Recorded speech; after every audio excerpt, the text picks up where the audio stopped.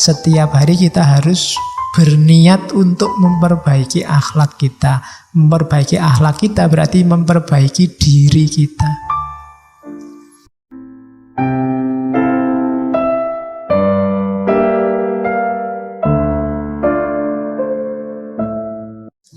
Sumbernya sifat buruk, karena tadi yang utama tengah-tengah, maka yang buruk itu lebih atau kurang. Kemudian katanya Ibnu Miskaweh secara umum ya, orang itu sumber keburukan itu yang pertama kemarahan, yang kedua takut mati, yang ketiga kesedihan. Hati-hati kalau kamu sedang marah, atau sedang takut, atau sedang sedih. Pokoknya off dulu kalau sedang mengalami tiga hal itu. Karena biasanya pikiranmu tidak jernih. Yang keluar hal-hal buruk, tidak terkontrol.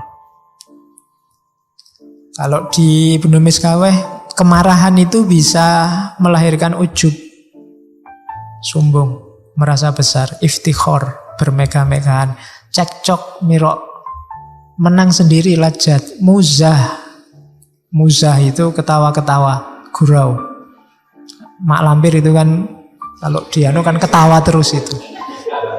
Itu karena dia punya niat jahat, marah, ingin menyesatkan orang, terus dia mesti ketawa. Nah, hati-hati dengan orang yang ketawa terus. Ya ketawa ya sekali-sekali, neng ojo guyu terus. Mengeraskan hati kalau katanya Nabi. Muzah.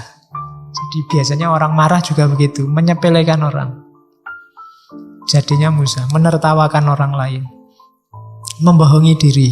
Tidak sadar berapa kapasitasnya, merasa dia besar luar biasa, berhak balas dendam. Istihza, mencemooh orang lain, menertawakan orang, atau menindas orang lain.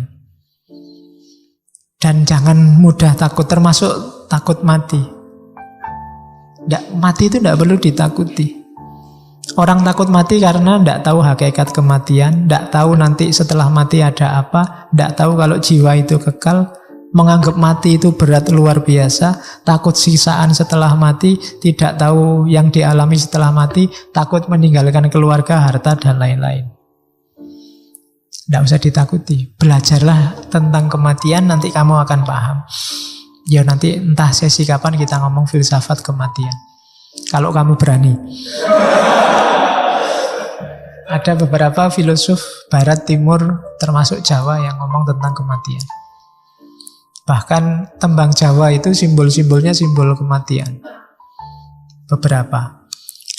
Oke, kalau kesedihan, katanya Ibnu Miskaweh sumbernya biasanya dua. Berpisah dari yang dicintai atau gagal meraih yang dicintai, meraih yang dicari. Ya karena yang dicari biasanya yang dicintai itu. Jadi perpisahan dan kegagalan, sumber kesedihan. Diinget-inget ini ya, begitu kamu, wah aku mengalami perpisahan ini, off dulu.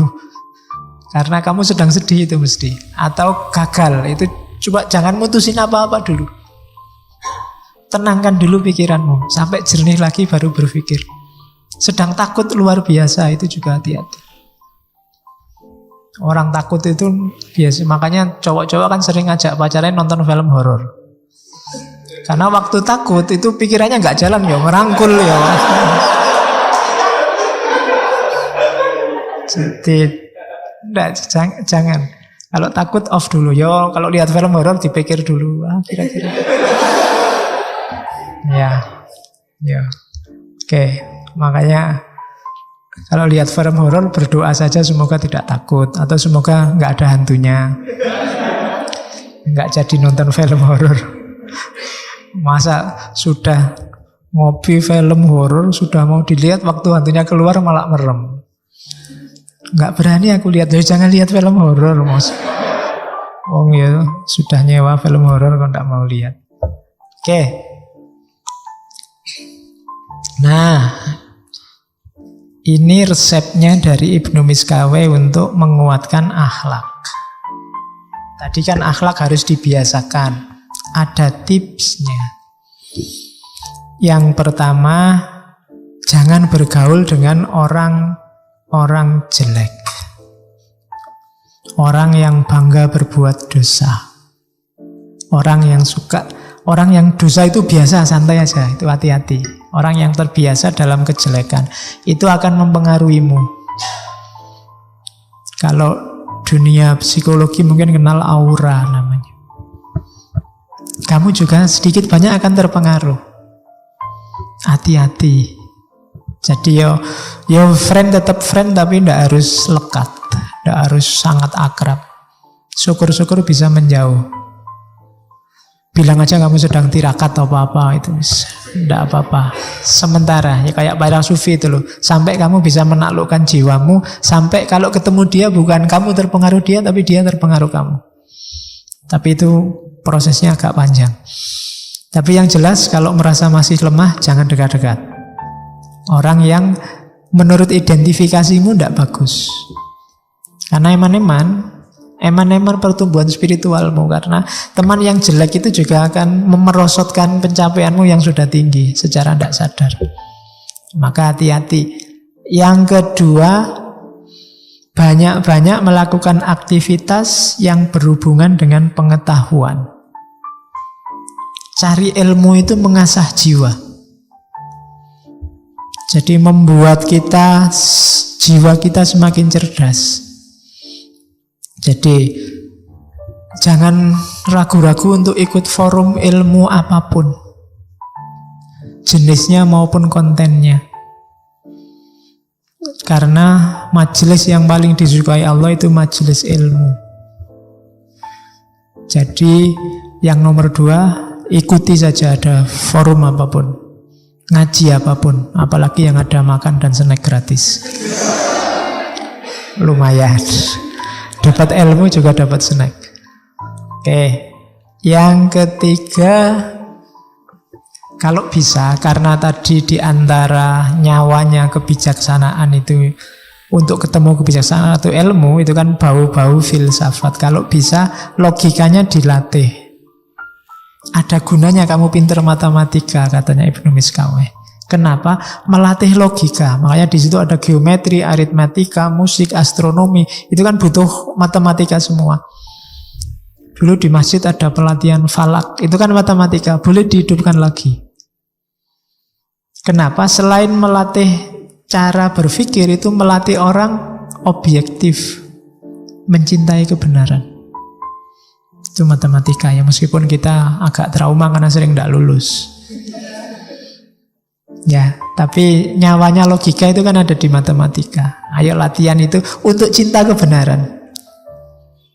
Orang yang katanya Ibnu Miskaweh, orang yang suka matematika itu dia terbiasa jujur dan menyukai kebenaran. Karena matematika itu tidak bisa bohong. 2 tambah 3 ya 5. 1 tambah 1 ya 2. Selalu jujur. Ya kecuali rumusnya beda. Tapi ya rumus beda kan juga pasti, ilmu pasti. Melatih kejujuran.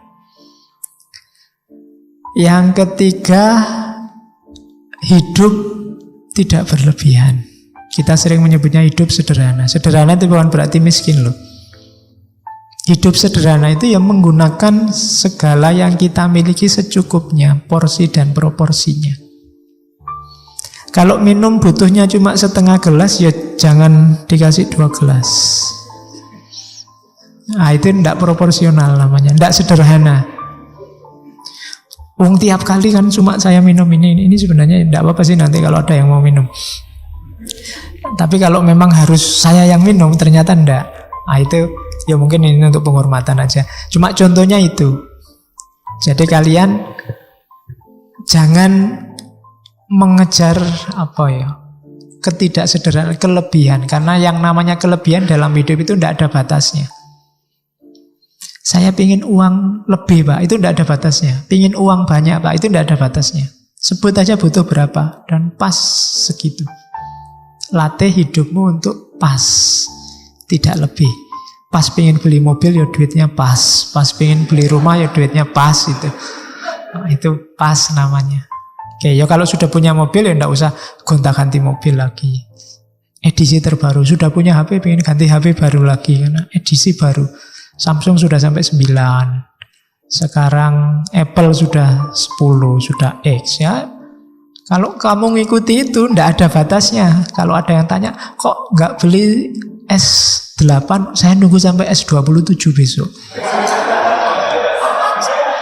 Itu masih S8 belum ada apa-apanya. Kamu belum mutakhir, pokoknya besok S27 baru tak beli. Oke. Pokoknya tidak ada batasnya. Kamu kalau ngejar yang paling mutakhir ya 2 bulan lagi sudah nggak mutakhir lagi, itu sudah ada yang baru. Terus begitu. Kalau ngejar itu tidak ada habisnya. Sama kayak kamu nyari istri. Nyari yang cantik, Pak. Ini cantik loh. Enggak, Pak. Ada yang lebih cantik. Ya memang ada. Tapi apa yang mau sama kamu? Oke. Jadi saonone lah, pas-pasan aja hidup itu. Nggak usah neko-neko. Latihlah jiwamu begitu. Terus kalau ada waktu, muhasabahlah, renungilah bagian-bagian tubuhmu tertentu. Tangan ini tak pakai apa aja ya seharian tadi. Kalau ada waktu gitu, coba latih. Mulut ini sudah ngomong apa aja. Jari ini sudah ngomong apa aja. Kamu kan sekarang ngomongnya kadang pakai jari. Di laptop, di HP, ya kan? Ayo latihan itu. Yang baik-baik enggak, atau kalau jelek apa. Jadi perhatikan seluruh tindakan dan rencananya.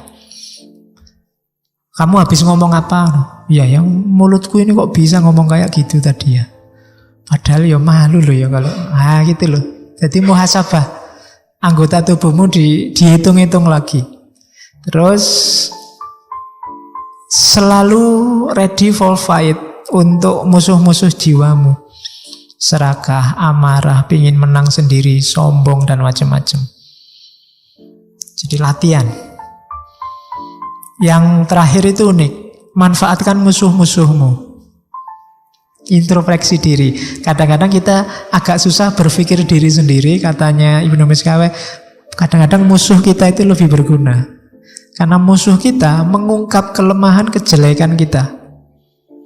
Kalau teman masih basa-basi.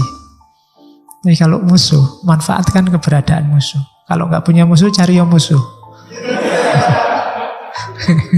Biar bisa menunjukkan, kamu itu musuh itu kan gitu. Kalau ngomong terang-terangan, jelek ya kamu diomong jelek.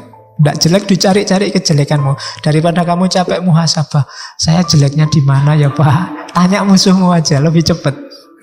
Musuhmu lebih tahu di mana jelekmu. Loh, kamu harus terima kasih ke dia loh. Terima kasih, saya kalau mikir sendiri nggak ketemu kejelekanku. Kamu sudah bantu berpikir tentang kejelekanku. Itu berguna untuk muhasabah, ada musuh. Kalau kamu dimaki-maki orang misalnya ngomong nggak aturan, itu umat Islam kan nggak boleh mulutnya gitu. Oh iya ya, jangan-jangan aku begitu. Ini kan alhamdulillah dia menunjukkan. Tadi kamu nggak sadar ngomong jelek, tapi gara-gara punya musuh. Nah, jadi itulah manfaatnya haters. Oh iya kan? Makanya ndak masalah kamu punya haters. Meskipun ndak punya, ya pura-pura punya ben kayak terkenal. Biar kayak orang terkenal. Haters itu gunanya apa? Menunjukkan di mana jeleknya kita. Dan itu berharga sekali loh buat kita kalau ingin naik kelas. Kualitas hidup kita semakin baik. Jadi kalau ada orang maki-maki kamu, menjadikan kamu, terima kasihlah. Karena kamu tidak punya waktu untuk muhasabah sendiri, dibantu dia yang muhasabah tentang kita. Itu jasanya besar untuk hidup kita. Jadi terima kasih haters. Besok bikin kaos itu ya, terima kasih haters. Kamu membuka mataku tentang betapa aku ini banyak kejelekannya, kan gitu. Oke, itu saya potong dari Tahdzibul Akhlak itu. Kita harus selalu dalam proses perbaikan akhlak, karena inna wujuda jauharil insan muta'allakun bikudrati fa'ilihi wa kholikihi tabaraka wa taqaddasa ismuhu ta'ala. Kalau bentuknya jiwa, kapasitas potensinya jiwa itu berhubungan dengan takdir, kudrat dari pembuat dan penciptanya, yaitu Allah. Kalau wujud. Tapi kalau tajwid, fa'amma tajwidu jauharihi famufawwadun ilal insan wa huwa muta'allakun bi iradatihi. Kalau perbaikannya. Jadi wujud itu keberadaannya, tajwid itu memperbaikinya. Perbaikan jiwanya itu dititipkan mufawwadun, menjadi haknya, menjadi tugasnya manusia. Berhubungan dengan niatnya, keinginannya. Maka setiap hari kita harus berniat untuk memperbaiki akhlak kita. Memperbaiki akhlak kita berarti memperbaiki diri kita.